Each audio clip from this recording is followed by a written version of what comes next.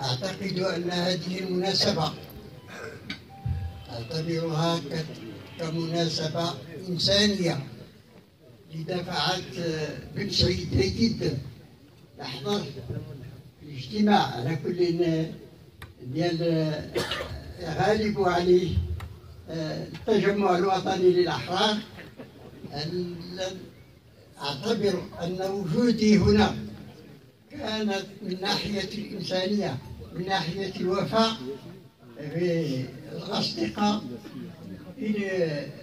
كذلك أعضاء من جيش التحرير، نعتبر أنه كان إلى جانب حركة التحرير من أيام الاستعمار، وكذلك داخل حركة التحرير في المغرب، وفي كذلك التحرير ما تبقى من التراب الوطني. طبعا أن علاقتي إنسانية وعلاقات نضالية كانت تربطني بالعائلة، وبالخصوص بالمرحوم علي بوعيدة، واللي كان معايا كان في من مدة 1954 في فني. كانت علاقات نضالية آنذاك قبل الاستقلال، وثم كذلك من بعد الاستقلال. كانت عائلة أو شركة الدهن بوعيدة في العيون كانت من مصادر أو من مواقع ديك الساعة تقويم جيش التحرير آنذاك، في الوقت اللي كانت معركة غادين فيها إلى أطار، هذيك الفترة في أوامر من محمد الخامس آنذاك. طبعا شركة بوعيدة الدهن في العيون كانت تلعب دور أساسي بالنسبة للتموين ديال مصدر التموين ديال جيش التحرير آنذاك. ثم كذلك في أقليمين نعتبر محمد حضي كان رئيس شركة الدهن فاسمه في أقليمين، كان من الموردين. طبعا تمشي عندهم كل تموينات جيش التحرير اللي توصل حتى 20 مليون في الشهر ديك الساعة، وكانت شركة بوعيدة كانت بضمان تموين جيش التحرير آنذاك. طبعا حتى في القضية ديال استقلال الرفيعة كان التعاون جيد بيني وبين المرحوم علي بوعيدة. سنعتبر أنه كان دائما كنا احنا اقترحنا على محمد الخامس آنذاك في الوقت اللي بغينا تكون عمالة الطرفية، وكان عندنا مشروع آنذاك. كنا قلنا ملي استقلت الطرفية غادي تكون موقع لتحرير ما تبقى من التراب الوطني ديك الساعة الصحراء الغربية وتندوف وموريتانيا. وكان بوعيدة دائما أنا إلى جانبي في المقترحات اللي كانت ديك الساعة في بناء عمالة الطرفية، وكان عندنا وجهة نظر وأنه عمالة الطرفية ستكون موقع ديال كل القبائل الصحراوية، ماشي غير تكنا ولا إزرقين ولا النواحي ديال المنطقة، سيكون ارغيبان، يكون كل قبائل الصحراء، لا الصحراء الشرقية ولا الصحراء الغربية آنذاك. طبعا الدولة ما خدتش بهذا الاقتراح، لأن قضية ديال استمرار هذا العمل عنده يواجه صعوبات، على كل ماشي ضروري نتأكد عليها، ولكن دور السي بوعيدة كان هائل جدا بالنسبة لنا المنطقة ديال الطرفية آنذاك. طبعا كذلك نعتبر أن عمر بوعيدة هو ولا كذلك الوزيرة مباركة بوعيدة كانوا من أولاد علي بوعيدة اللي حافظوا على العلاقات وحافظوا على العلاقات الإنسانية بيني وبينهم. ولهذا إخلاصا لهذه العائلة، إخلاصا كذلك لعمر بوعيدة ورقية بوعيدة، قررت الحضور معكم فيما يخص التجمع الوطني للأحرار.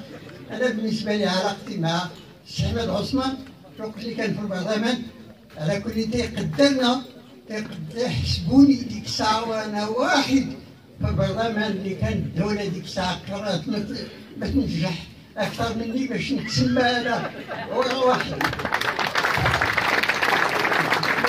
واحد يساري راه طلع للبرلمان باش نعطي تزكية للتزييف اللي وقعت ديك الساعة في المؤسسات.